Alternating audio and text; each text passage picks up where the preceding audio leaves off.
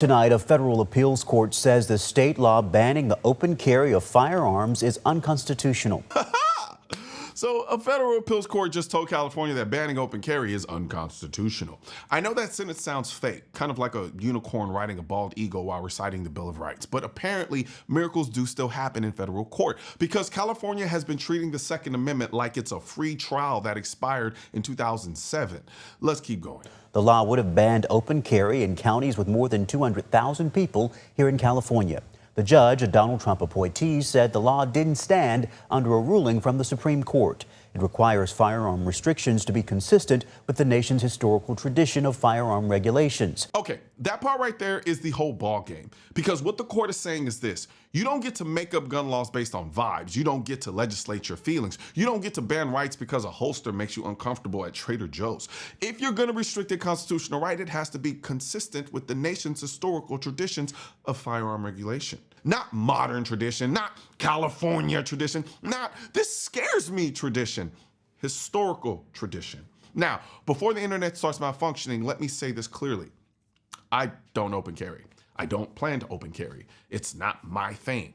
But I am a huge proponent of your right to open carry, because rights aren't rights only when they match your personal aesthetic. That's not how this works. State Attorney General Rob Bonta's office said in a statement that options are being considered and, quote, "We are committed to defending California's common sense gun laws." And here's where anti-gunners short circuit. If you are truly afraid of guns everywhere, you should logically be more afraid of concealed carry than open carry. Because concealed carry means you don't see it. Open carry means you can literally see it, avoid it, leave, and remove yourself from the situation. But people who oppose open carry don't actually want to be safe. They want to feel safe. And those two things are not the same. They'll say, we don't want to see guns. Meanwhile, you're surrounded by people carrying guns right now and you don't even know it. So what you're really saying is the presence of guns scare you.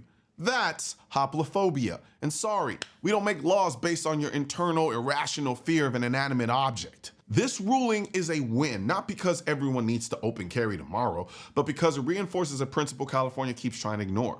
Rights aren't granted by state preference. Rights aren't optional. And rights don't disappear because the political class gets uncomfortable. My inner amosexual right now is happy about this. You know what's funny? When I wear this hat, or when I wear the shirt, or whenever I have the drinkware present, somebody always eventually asks, amosexual, what does that mean? And what a lot of people don't realize is, you see, amosexual started off as a pejorative, like 15, 20 years ago. Anti-gunners used the word to mock gun owners. They'd call the gun community a bunch of amosexuals, like that really hurt our feelings. And the irony is, anti-gunners have always had this weird obsession with linking guns to sexuality and people's appendages, which is strange because generally speaking, the loudest anti-gun crowd also claims to be the most tolerant crowd, but somehow they can't stop themselves from trying to frame gun ownership like it's some kind of compensation thing or some perverse love affair.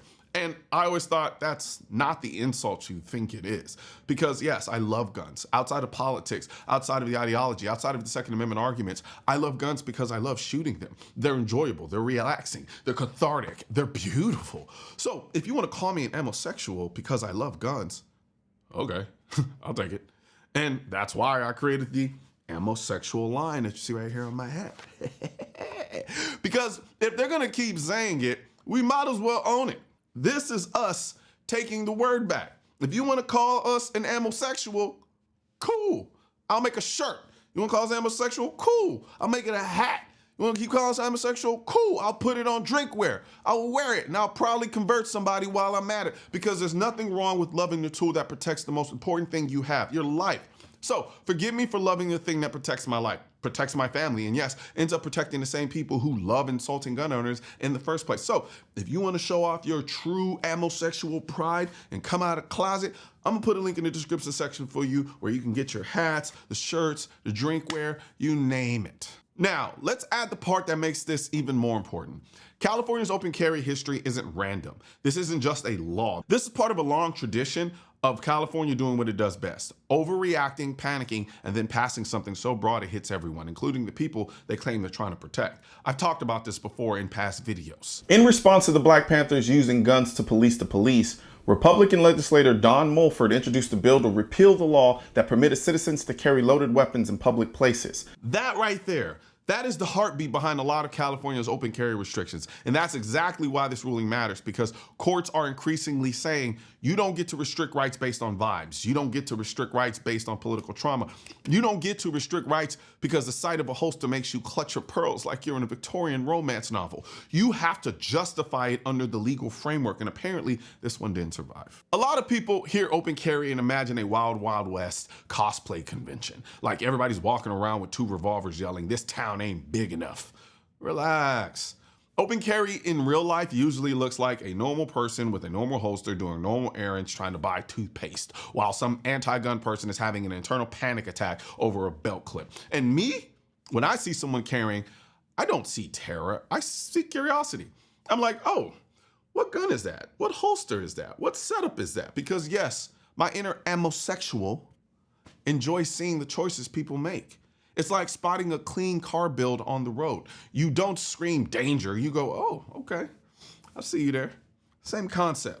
And here's another part nobody likes to talk about. Banning open carry is sexist because a lot of women's clothing isn't designed around belt lines and concealment. So what happens? They get forced into purse carry, which isn't ideal, or they have to dress like Ellen DeGeneres all the time. So if someone wants to pretend they're pro-woman while pushing laws that reduce women's practical ability to carry, I'm just saying, the math ain't mathin'. Now, the reason I don't open carry is tactical.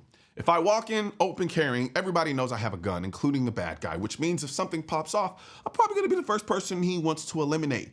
And you know what? That's the way I think about it. Some people feel the opposite. Some people feel like if they open carry, it'll make somebody who wants to do something bad not do it. We can have both. The two can coexist. And that's why this is beautiful. And that's also the irony. The same reason I prefer concealed carry is the same reason hoplophobes should logically prefer open carry. But again, logic isn't the fuel source for gun control. Emotion is. So yes, applause to the judge on this one. And to California's Attorney General, I know this is tough, but you're gonna have to get used to hearing this word. No. One thing's for certain and 2 things are for sure. Politicians and tech giants don't want gun content to be recommended to you. And we're all fighting this culture war together. Now you can help do your part by liking, commenting, subscribing to the channel, but most importantly, sharing this video with at least one person. Together we can stop the suppression of our 2A rights. And don't forget to click the link in the description section of this video for the products that I mentioned in this video.